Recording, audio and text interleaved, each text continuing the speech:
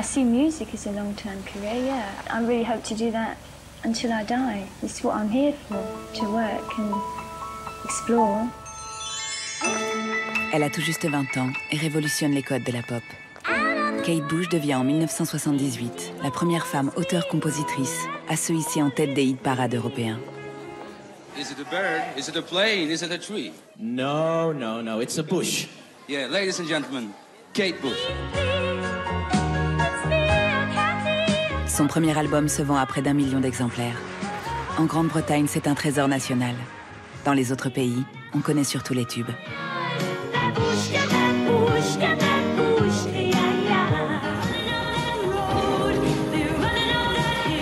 Bien loin des modes, elle explore avec une insatiable curiosité de nouveaux sons. On va même jusqu'à la surnommer la sorcière du son.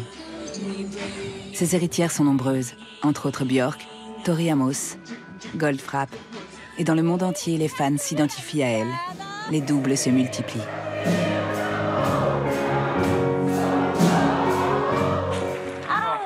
Enfant prodige de la musique, surexposée dès son plus jeune âge, elle se dérobe et disparaît au fil des années alors que son culte grandit. Avec une dizaine d'albums, Kate Bush marque à jamais 4 décennies d'histoire musicale. Elle se réinvente sans cesse et nous envoûte par ses métamorphoses pop et oniriques.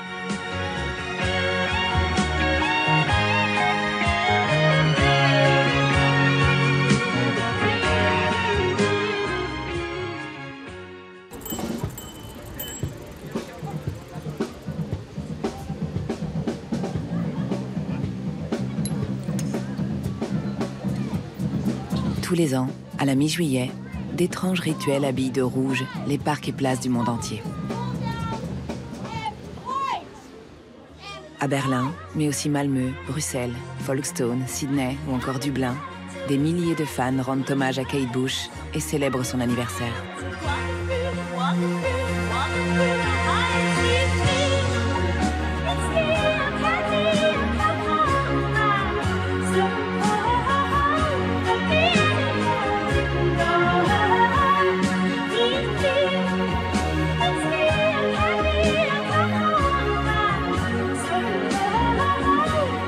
Tous reprennent la chorégraphie sophistiquée d'une Kate lascive et vaporeuse, en robe rouge dans la lande.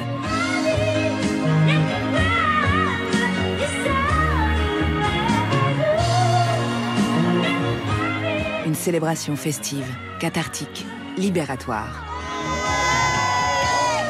Chacun cherche la Kate qui est en lui. On est tous Kate, enfin je l'espère.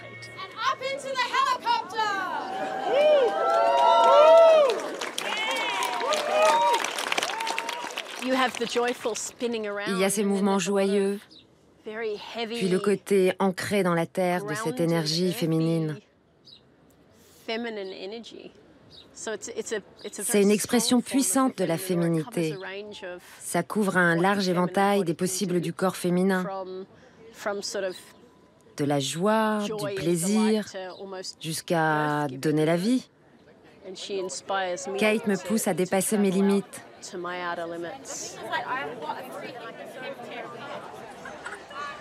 La voix de Kate est l'un de mes tout premiers souvenirs. J'ai grandi en Angleterre, je me souviens l'avoir entendue sur BBC One et avoir trouvé ça étrangement puissant. Sa voix était semblable à celle d'une fée des hautes montagnes. C'était tellement étrange. Wuthering Heights était une sorte d'ovni. Ça ne ressemblait à rien d'autre.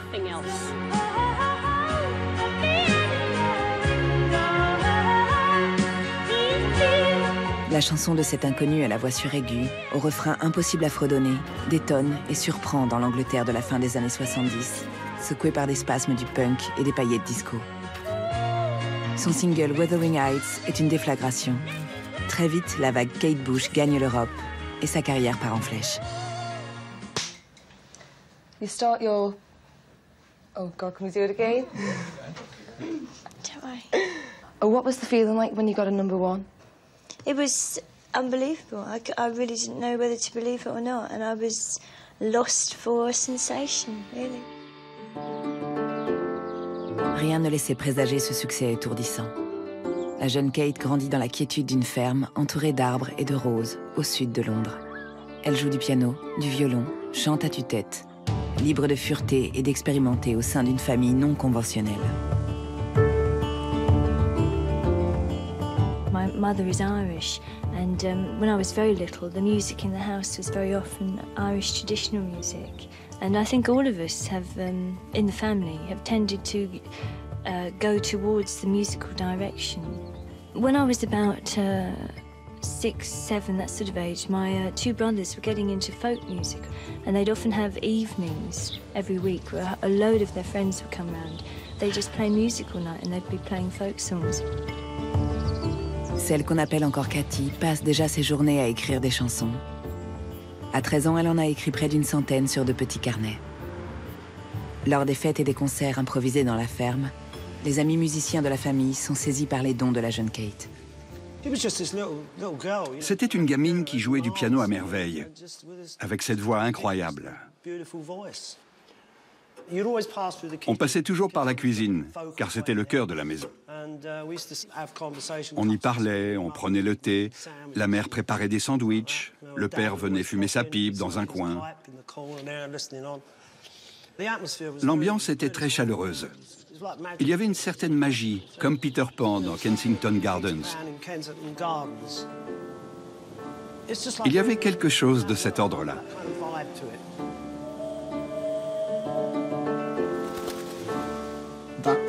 C'est une période cruciale pour Kate. C'est là qu'elle a développé son imagination en écrivant des poèmes et des chansons. Cet émerveillement de l'enfance traverse toute son œuvre.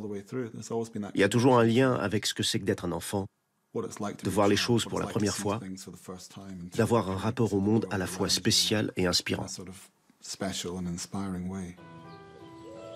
Dans ce cadre idyllique, une rencontre va bouleverser la vie de la jeune fille. When I was about 14, there was a friend of my brother's called, and he knew Dave Gilmour from the Pink Floyd. And Dave came along to hear me because at that time he was scouting for struggling artists, and he'd already helped a band called Unicorn. And he came along and heard me. J'ai écouté. Et j'ai été intrigué par cette voix étrange. Puis je suis allé chez elle, j'ai rencontré ses parents dans le Kent. Et elle m'a fait entendre quelque chose comme 40 ou 50 chansons sur cassette. J'ai pensé qu'il fallait tenter quelque chose. Dave Gilmour put up the money for me to make a proper demo with arrangements and selected songs. On peut dire que Kate est la fille des Pink Floyd. David Gilmour ouvre les portes de son studio pour l'enregistrement de la démo. La jeune fille est accompagnée par d'autres protégés de Gilmour, le groupe de rock country Unicorn. Elle était terrorisée. Elle ne savait pas quoi faire tellement elle était stressée. On lui a dit « Joue-nous quelque chose comme si tu étais dans ta chambre ». Puis elle s'est mise à jouer. À l'arrivée, on avait tout l'air d'un groupe. Pour l'une des chansons, Gilmour voit plus grand. Nouvelle session avec un orchestre d'une trentaine de musiciens, l'ingénieur du son des Beatles et Andrew Powell. Le célèbre arrangeur a conservé un enregistrement inédit de 1975. Kate avait alors 17 ans.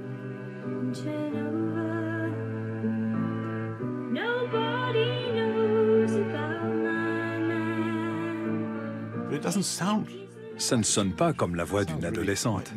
C'est mûr et d'une grande richesse pour quelqu'un qui n'a jamais été en studio professionnel. Quand vous y allez la première fois, on vous installe à côté de l'orchestre et il faut envoyer, live. David Gilmour, bande démo en poche, se précipite chez EMI, sa propre maison de disques, mais aussi celle des Beatles, de Queen ou de David Bowie. Pour lui, Kate sera la future légende de la pop. David Gilmour a débarqué chez EMI en disant « Voilà la démo d'une fille que vous allez signer ». On ne discute pas avec le guitariste des Pink Floyd, donc ils ont dit oui. Ils ont été bluffés, mais elle n'avait jamais fait de scène. EMI l'a donc incité à faire des concerts dans des petites salles. Ça l'a sûrement aidé à gagner en confiance.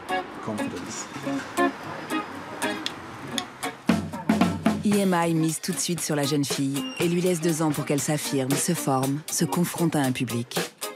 Elle quitte le lycée et fonde un groupe avec des amis de son frère. Chaque soir, le Katie Bush Band se produit dans les pubs du sud de Londres. Voilà le Rose of Lee, là où le groupe a joué pour la première fois. Il y avait des milliers de personnes. Non, il n'y en avait que quelques-unes. On a démarré à 7 la première semaine. La deuxième, 25.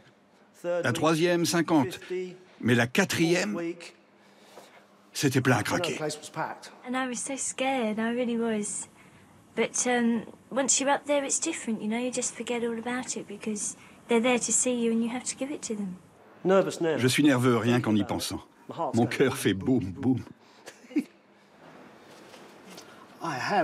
J'ai rapporté un carnet de l'époque. C'était une semaine bien chargée. Railway Tavern à Putney. Là, on a eu droit à une foule de supporters de foot. Ils étaient saouls et grimpaient un peu partout dans le pub.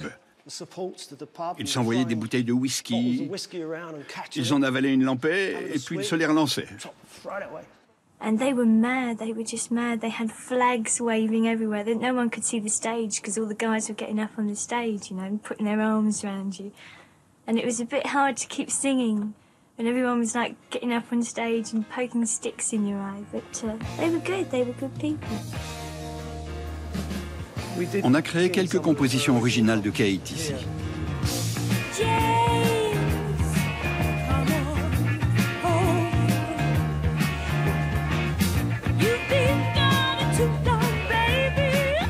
That is me. If you remember, you had hair as well. Yeah. I certainly had hair.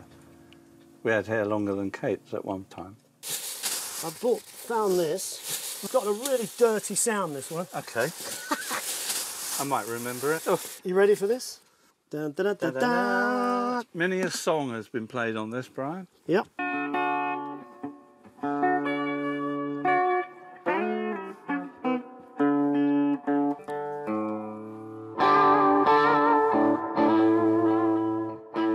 We just rehearsed day after day after day. But Kate just sat on the piano and she said, "I've got some ideas for a song. What do you think?" And she started going, basically. And I thought, well, that's a cowboy type thing. She said, well, it's called James and the Cold Gun. And then within 5-10 minutes, the whole song was starting to come together. And she had a great voice, very unique voice, very high voice. Just immediately go straight Brian up said, this there is how and we sing. play this Yeah. in G. And And she said, this top note. Yeah. Was it top C or something? Yeah, really fantastic, with power. Avec Vic, Brian, Del Palmer, le bassiste du groupe et aussi petit ami de Kate, elle prend goût à la scène. Mais elle ne veut pas être simplement une chanteuse statique devant un micro. I knew that there was something missing from the expression, and I was very lucky just to see an ad in a paper. I went to see a show, and it was Lindsay Kemp, and really I'd never seen anything like it before. And what he was doing was he was using movement without any sound at all, something I'd never experienced. And he was expressing so much, probably more than most people would express with their mouths. And it suddenly dawned on me that there was a whole new world of expression that I hadn't even realised. Lindsay, c'est le Andy Warhol du mime. Si ma mère croisait Lindsay, elle dirait « Que fait cet imbécile dans la rue, à Covent Garden, vêtu d'un tutu, le visage blanc, avec du rouge à lèvres et une baguette ?» Mais on comprend tout quand on le voit en spectacle. Il occupe toute la scène par sa simple présence.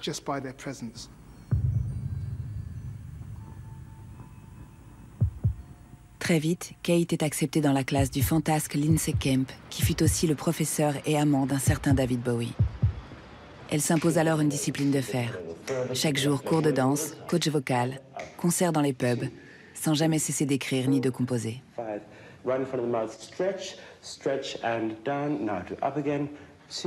I think those couple of years were really important. I really built a foundation for myself as a person, as well as for the direction I was going in. 2 ans d'apprentissage où Kate s'affirme. Dans son nouvel appartement londonien, elle écrit son futur tube, Wuthering Heights. Pour elle, c'est une évidence. Cette chanson doit être le single qui la dévoile au public. La jeune chanteuse doit maintenant convaincre ces tout-puissants messieurs de l'industrie du disque. Leur réponse est cinglante. Tu ne comprends rien au marché. EMI voulait un morceau rock. Il voulait James and the Cold Guns. Un titre plutôt rock. Mais Kate est allée dans le bureau et leur a dit « Non, ce sera Wuthering Heights ». Et elle pouvait être très persuasive. Je crois que ça lui a pris 1 heure ou 2. Et à la fin, ils ont dit « Bon, on va faire comme ça. » Mais on n'est pas sûr que ce soit le bon choix.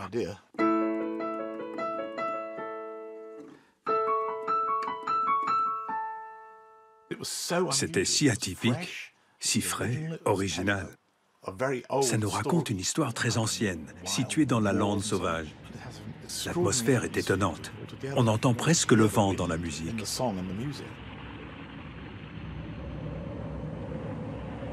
I saw a series on the television about 10 years ago, and I caught literally the last 5 minutes of the series where she was at the window trying to get in. Who are you? I'm Catherine Linton. I lost my way on the moors. Let me in. And it just really struck me. It was so strong, that visual image of her at the window. For years, it's just been going around in my head, and I thought it was just perfect material for a song. It's just so passionate and full of impact. C'est un roman gothique. Mais Kate s'est concentrée sur le côté surnaturel. Quand on va dans la lande, on s'en remet aux éléments. On se retrouve dans une position vulnérable. Des gens y sont morts, s'y sont perdus. Mais on connecte aussi avec autre chose. Ces passions terribles qui sont au cœur du livre sont le produit de ce paysage. Et Kate Bush a réussi à saisir cette idée. Quand on est dans la nature, est-on vraiment soi-même ? Au fil des albums, elle cultive une poésie de l'étrange teintée de fantastique. Elle nous raconte des histoires intimes et universelles. Elle écrit sur des sujets peu communs. Elle n'a pas peur d'évoquer les règles, ce qui n'est pas banal. Elle n'a pas peur de parler d'amour de façon très explicite, comme « les draps sont tachés par ton petit poisson ». Sans inhibition aucune, Kate traverse librement des contrées érotiques, oniriques, avec des histoires de femmes et d'hommes qui échangent leurs rôles, de passerelles entre morts et vivants, d'inventeurs de nuages. The Saxophone Song a des paroles incroyables. C'est fantastique. Tu me trouveras dans un bar de Berlin, dans un coin, à broyer du noir. C'est juste fantastique. Les chansons de Kate sont très visuelles. On voit des images, on ressent la musique. Ça vous transporte dans un film. C'est une expérience à la Tarantino. Son premier album, en 13 chansons, est un kaléidoscope d'expériences. Maintenant, EMI veut faire de la chanteuse une icône. C'est la première séance. La première photo que j'ai prise d'elle. Ça l'a lancée. Elle était très belle, mais aussi très jeune. J'ai pensé qu'il lui fallait un portrait très simple, quelque chose de puissant mais simple. Et je me suis dit qu'un vêtement de danse, un juste au corps, communiquerait quelque chose sur l'importance du mouvement et la façon dont elle s'exprimait.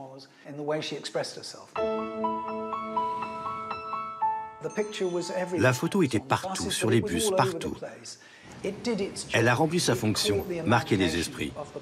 Les gens couraient à l'avant des bus pour la regarder. C'est un triomphe. Kate est filmée, photographiée, surexposée. On l'invite en Allemagne, en Italie, en Amérique du Nord, au Japon. Congratulations, Kate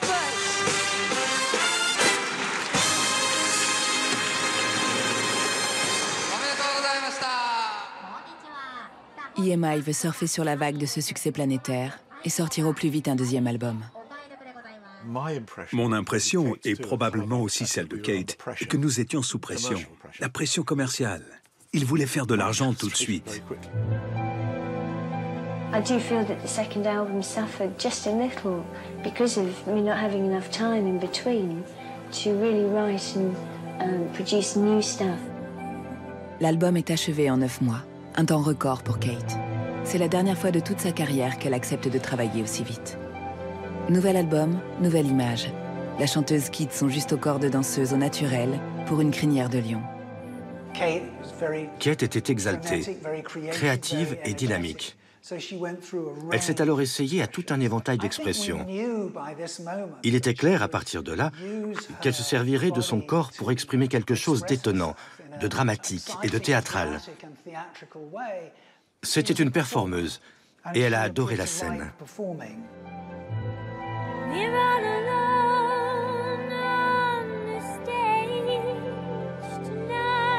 Après le succès des 2 premiers albums, EMI pousse Kate à se jeter à l'eau pour une grande tournée européenne. Pour elle, c'est un nouveau virage, apprendre à mettre en scène sa propre musique. There are difficulties there because when you record, you have perfection of sound. I mean, everything is under a microscope. But I think a lot of people expect that when they come to a concert, they expect to hear a live sound. It's something exciting and spontaneous. Elle imagine un spectacle sophistiqué qui convoque tous les arts. 6 mois de préparation et de répétition sont nécessaires. Perfectionniste et obsessionnelle, Kate se met en ordre de bataille. Voici le plan de bataille du Tour of Life.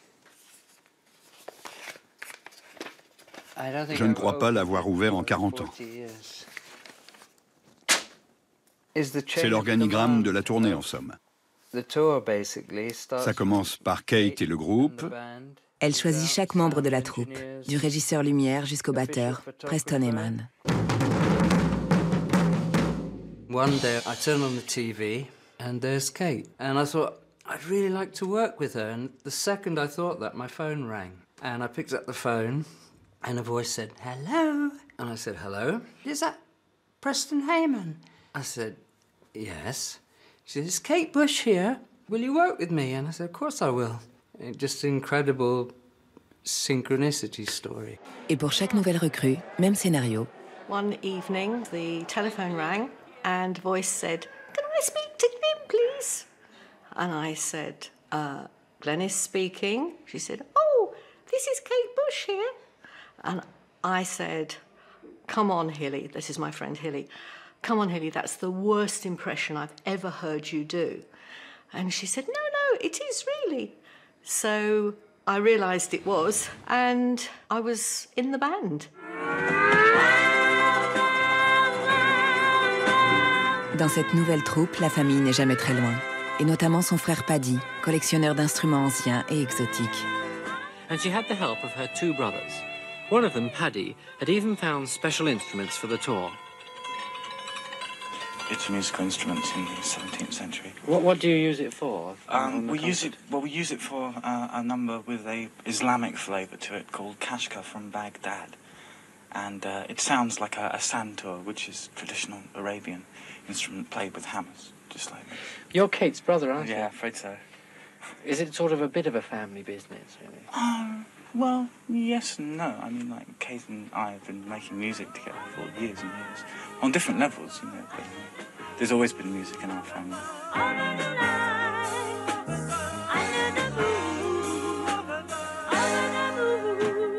Kate répétait séparément avec les uns et les autres.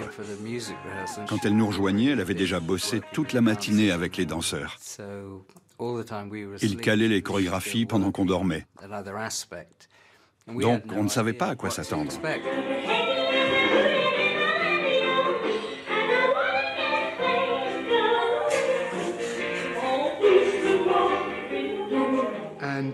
Quand on s'est réunis, ça a été un choc.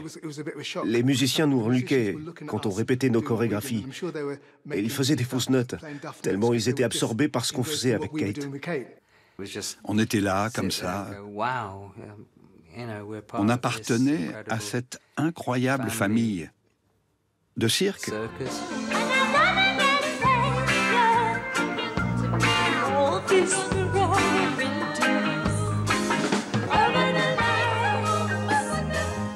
Kate a été la première à monter un spectacle d'une telle ampleur en Angleterre. C'était révolutionnaire, tout à fait unique. Kate a été la pionnière de ce genre de concert pop. Avec le Tour of Life, Kate crée un spectacle visionnaire. Elle chante, danse, vole, dans de complexes changements de décor et de lumière.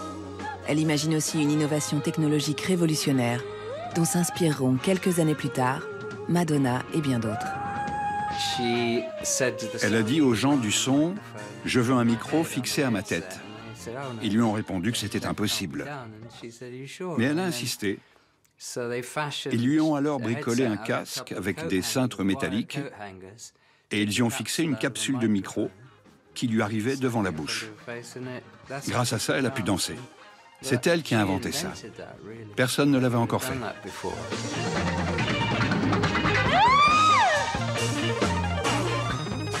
So I had to be very careful about not saying things that I shouldn't when I was turned on and everyone could hear me. And I also had to breathe quite quietly, otherwise, you know, there'd be this sort of really loud.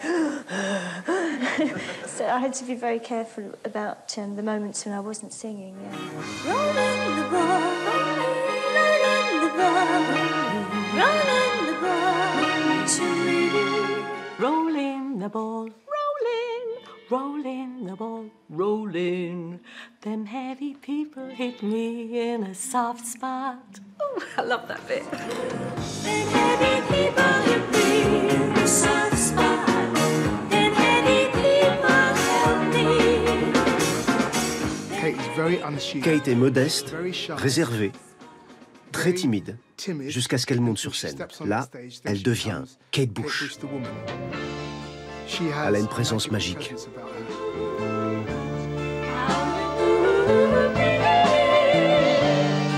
Quand je suis sur scène, raconte Kate, je ne peux plus minauder ni être timide. Je dois être pleine d'audace, mais c'est encore moi à l'intérieur. Et dans le spectacle, une chanson très personnelle rend hommage à celui qui a été à l'origine de son travail de scène, le mime Lindsay Kemp.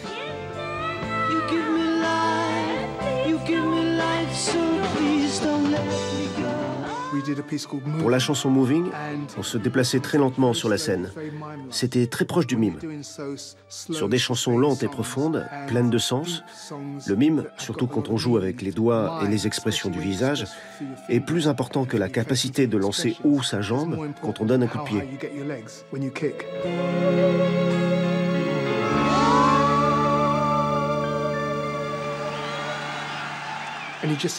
On voit seulement un visage et une bouche.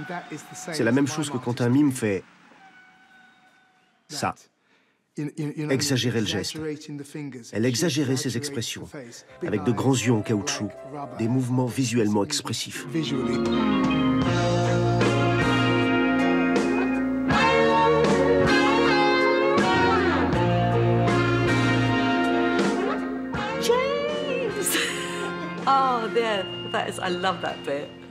On avait un duel de cow-boys, face à face, et elle me tirait dessus. Elle finissait par descendre tout le monde sur la scène. Et il ne restait plus que Paddy à la fin.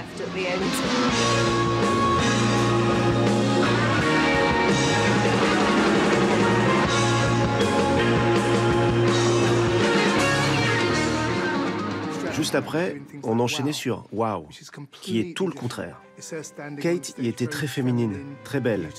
L'autre danseur et moi-même, nous portions de longues jupes de derviche tourneur. Elle est capable de ça.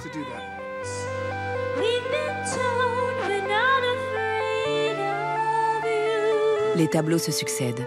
Chaque chanson donne l'illusion d'un monde où Kate incarne un personnage qui raconte son histoire. Son univers musical est rempli d'histoires, de personnages, imaginaires ou différents. Quand on écrit des chansons comme les siennes, le moi disparaît, on s'échappe. Et pour chacune d'elles, je pense que Kate s'efface pour devenir le personnage de la chanson. C'est une manière de se perdre dans sa musique. Elle a travaillé très dur sur cette tournée. C'était un sacré spectacle. 2 heures où tout reposait sur elle. and it was just her. On ne pouvait pas se poser pour souffler. On jouait le soir, et puis boum, à l'hôtel et dans l'avion pour le concert suivant. Ça ne m'étonne pas du tout qu'elle ait refusé d'en faire d'autres dans la foulée. C'était très éprouvant. Ça lui a sans doute coûté beaucoup, sur le plan émotionnel, physique, artistique, mental et spirituel. Il faudra attendre 35 ans, en 2014, pour revoir Kate sur scène. À ce moment-là, elle n'a qu'une envie, s'enfermer dans le cocon d'un studio avec ses musiciens, se replonger dans l'intimité de la création. On a passé 6 mois à Abbey Road. On commençait le soir à 23h30 pour finir à 8h du matin.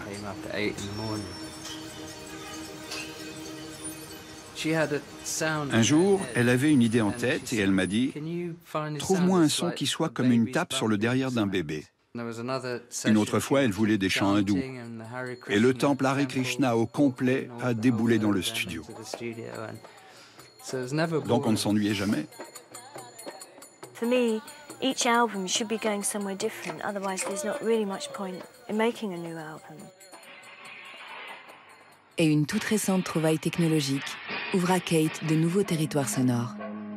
Un nouvel instrument électronique est importé d'Australie par son ami Peter Gabriel. Grâce au Fairlight CMI, on peut désormais enregistrer des sons de la vie réelle et les retravailler. 1, 2, 3, 4.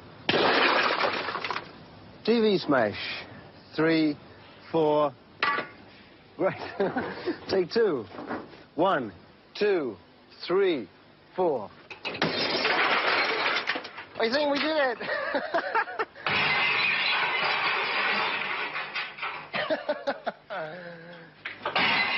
Cet instrument révolutionne l'histoire de la musique électronique. C'est le premier sampler. See, if I pick up this mic for an example and press S for sample, we can put in the sound, I hope. Mummy! Over here we have Mummy, the waveform, and it should be up on the keyboard.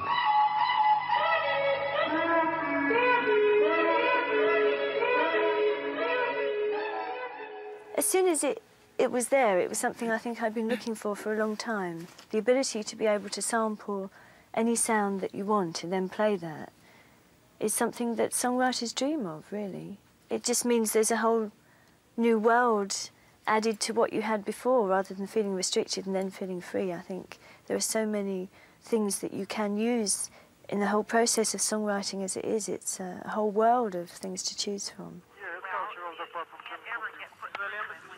Kate recherche les musiciens les plus férus de nouvelles technologies autour d'elle, comme le groupe de techno-pop Landscape, qui manipule ordinateur et synthétiseur dernier cri. Einstein, go, go.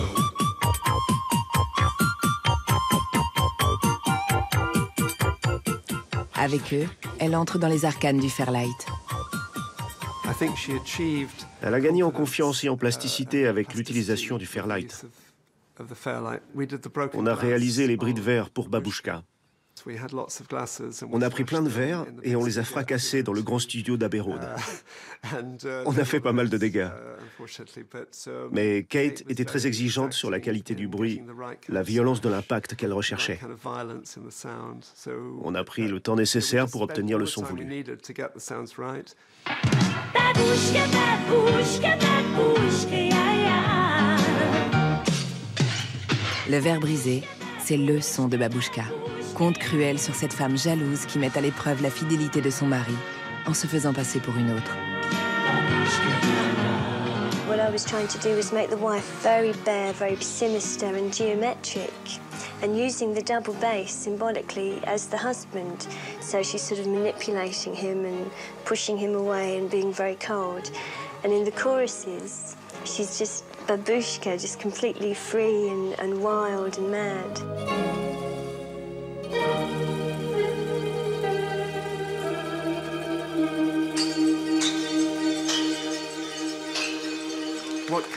Kate a vu dans le Fairlight les prémices de la musique du futur.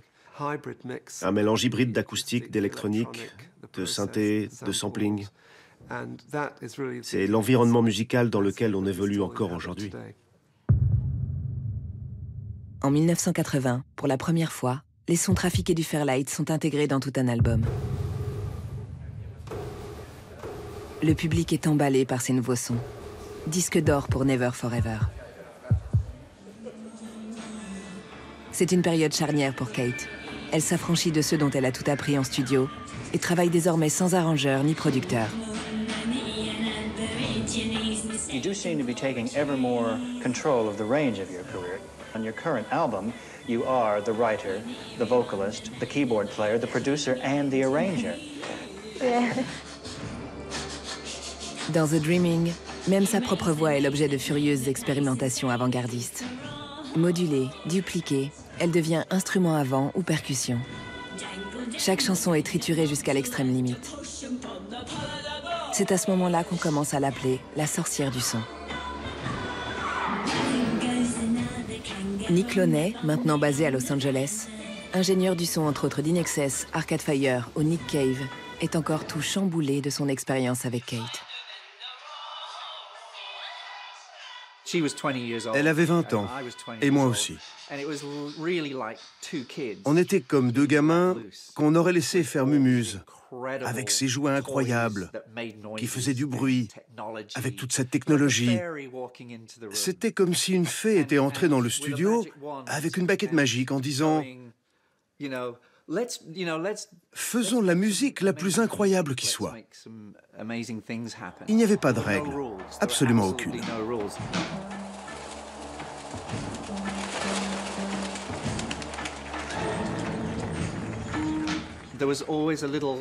Il y avait toujours un petit nuage qui flottait dans la pièce. C'était la fumée du hashish. Et elle mangeait 2 tablettes de chocolat, tous les jours. Ça stimulait sans doute sa créativité. C'est une Kate en transe, avec des incantations haletantes, hypnotiques, qui apparaît dans la peau d'une aborigène australienne. Elle inaugure dans un décor très années 80 les premières incrustations sur fond vert. Les paroles me faisaient penser à cette sorte d'immensité, de désert orange. Ça pourrait être la musique d'un film à la Mad Max. Il y avait cette colère et c'est la première fois que j'avais une telle liberté. C'était grisant, terrifiant. Je pouvais tout rater et gâcher ma carrière d'un seul coup, dira-t-elle des années plus tard.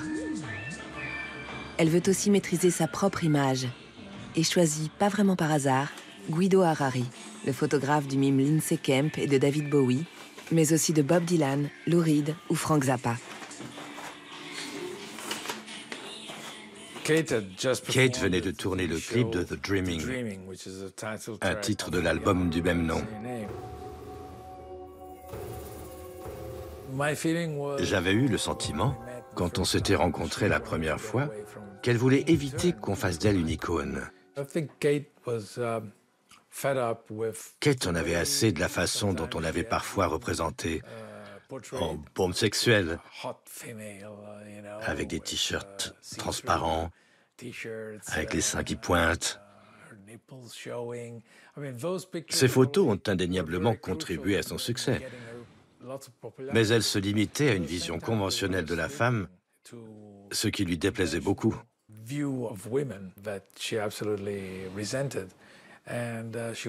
Elle voulait essayer de nouvelles choses, montrer un peu d'elle-même plutôt que d'incarner un personnage ou de revêtir un autre masque.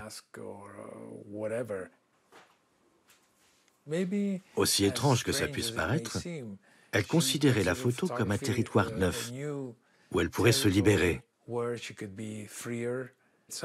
Alors je me suis dit, c'est une femme de fer.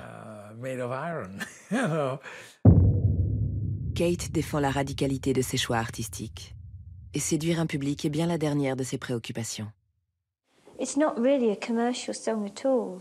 So many people said to me that by the 5th, 6th time that they'd heard the song, that they were actually starting to really like it. And before then, they just hadn't understood it at all. But I think that's the problem too, because the direction I'm going in with my art is the way I want to go, because for me it's a little bit deeper, it's got more meaning, it's not so poppy, I suppose. C'est un album fantastique, je l'adore. Mais c'est un disque sombre à plusieurs égards. C'est aussi une période difficile pour Kate. Un cadre d'EMI m'a confié qu'ils avaient failli refuser de le produire. Ils n'en ont vendu que 48 000, ce qui n'était pas terrible. Ça a été un point noir dans sa carrière. Pour EMI, il était clair qu'elle avait pété les plombs. Sans doute trop novateur, cet étrange album sera considéré comme un véritable chef-d'œuvre quelques années plus tard. Mais à sa sortie, Kate est complètement déstabilisée par l'accueil mitigé du public. Elle raconte: les gens me prenaient pour une dingue et ça m'a tiré vers le bas. J'ai dormi, passé beaucoup de temps à regarder de la mauvaise télévision. J'essayais de récupérer. Je me suis demandé, est-ce que je veux être célèbre? J'ai compris que je voulais seulement faire un bon disque. 3 ans plus tard, un tube planétaire signe sa renaissance. Elle a compris qu'il fallait désormais être plus accessible. C'est comme si elle avait refait surface, avec beaucoup de choses à exprimer, et les outils pour le faire. Il y a beaucoup de joie dans ces chansons.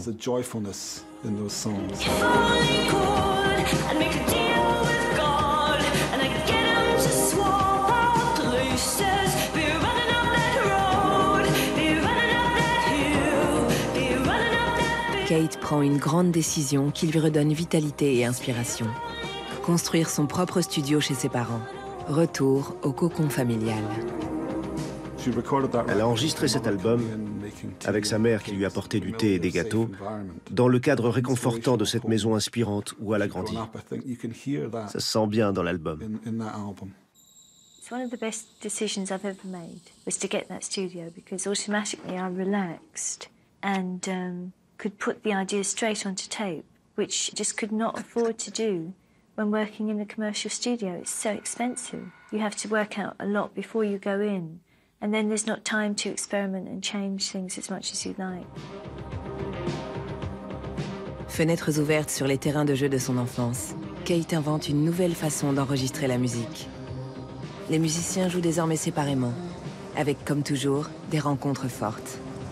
Elle est captivée par la musique punk New Wave, tendance ésotérique de Killing Joke, qui a inspiré Nirvana ou Metallica, et choisit le son de son bassiste, Youth.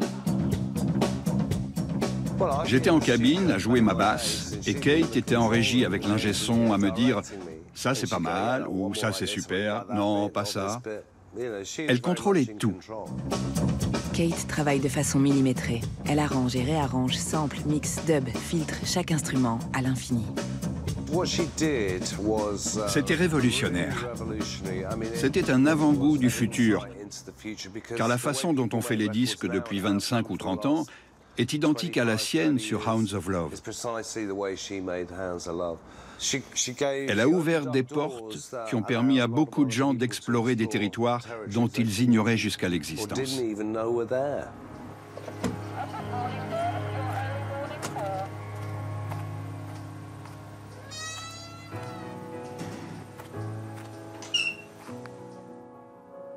Dans Hounds of Love, après une face A solaire et accessible, Kate, sur la face B, déploie une fois de plus ses expérimentations sonores. Avec l'exploration de ses cauchemars, de ses peurs, elle dévoile sa sensibilité mystique. Comme dans cet intrigant Réveil de la sorcière.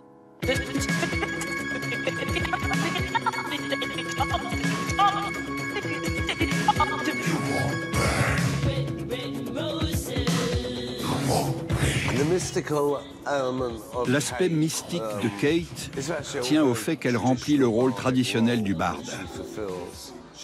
Il y a quelque chose de l'oracle, de très chamanique en elle. Elle avait ce manteau qui lui faisait 2 ailes de corbeau. C'est une sorte de déesse primitive, comme Bodhissé. Bodhissé était une déesse de la mort et de la guerre. D'autre part, l'univers de Kate est en lien avec la musique folklorique traditionnelle pour tout ce qui est du rapport de l'homme à la nature, aux animaux, au temps, au ciel. On est bien loin du simple divertissement. Ça donne à réfléchir et le sens n'est jamais tout à fait littéral. Il faut interpréter ces choses pour les comprendre.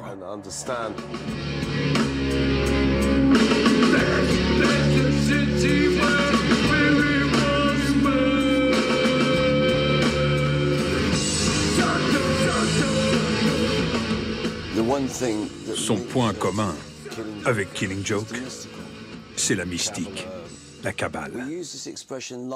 On dit que la vie s'inspire de l'art, ce qui signifie que quand on décrit le futur, dans la musique ou les arts, en le visualisant, on fait ce que les physiciens quantiques appellent créer une réalité, une chronologie possible.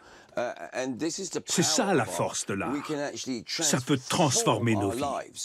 Si on réussit à visualiser les choses, à les mettre dans une œuvre, puis à les projeter, elles deviennent réelles.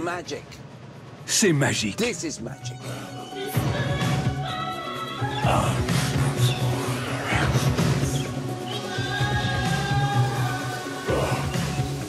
I think the creative process is fascinating.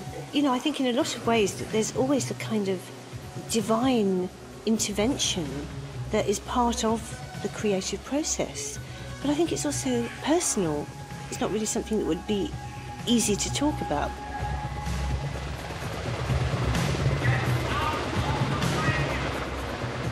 Captivante Kate, tour à tour sorcière futuriste, magicienne, barde, déesse. Nourrie de lectures ésotériques depuis son enfance, ses pouvoirs se distillent de chansons mantra en album talisman. Kate retrouve son ami Peter Gabriel en 1986 pour leur mythique duo Don't Give Up. Puis elle poursuit ses compositions au rythme qui lui convient. Et en 1993, à 35 ans, elle s'essaie à un film musical avec son mentor, le mime Lindsay Kemp. À cette époque, un essoufflement se fait sentir. La fièvre créatrice se tarit. Sa musique était moins innovante. Et pour la première fois en pas mal de temps, elle a eu mauvaise presse. Elle était fatiguée, et puis on l'a perdue de vue. Son éclipse dure 12 ans. La presse et les fans s'interrogent sur cette absence. Dépression, réclusion paranoïaque, manque d'inspiration. Kate a toujours été réservée. Elle protégeait sa vie privée. Ces 12 années de recul lui ont permis de devenir mère et d'avoir une nouvelle vie.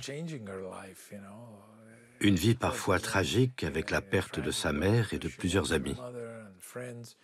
Elle pouvait se le permettre, je ne parle pas sur un plan financier, mais psychologique. Elle pouvait bien faire une pause, comme elle avait fait par le passé. Elle est si perfectionniste, pas seulement dans son art, mais aussi dans sa vie. Après ces 12 longues années de silence, Kate sort des limbes au début des années 2000 et lance de nouveaux sortilèges. Pour la première fois, son inspiration est directement autobiographique. Il est question de deuil et de naissance, de rêverie domestique, de fantasme d'une femme devant sa machine à laver, dans cet album plus intime. Puis, Kate s'évanouit dans les airs à nouveau. Le public l'attend, guette ses nouveaux albums, patiente. La Bushmania s'accroît, tout comme son aura d'éternelle absente. L'absence crée le mythe.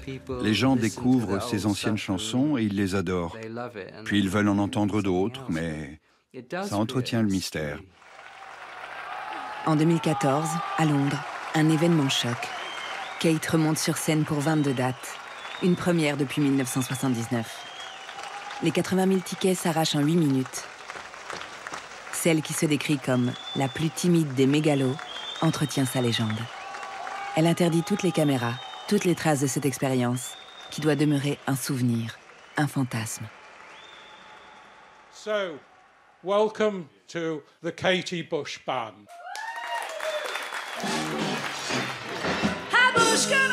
Pour meubler le silence de l'attente, de fausses Kate voient le jour.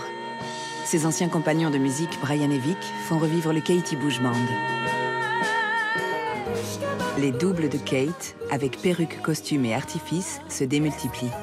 Une petite vingtaine de groupes dans le monde entier.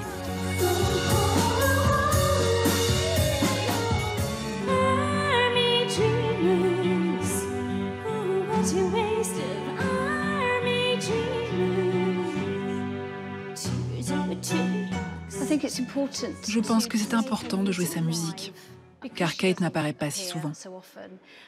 Le public a besoin de sa dose, d'une certaine façon, d'entendre ça en live. Car c'est 40 ans de musique incroyable qu'on veut perpétuer.